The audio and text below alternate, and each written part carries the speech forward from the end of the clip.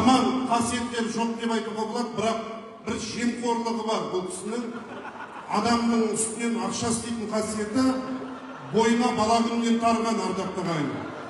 Бұл алаяқтықтың кесірінен той орталығын ашқан ғой. Тыңдаңыз. Мен тойға шығып жүргеніме осы уақытқа дейін 500 мың теңге болды.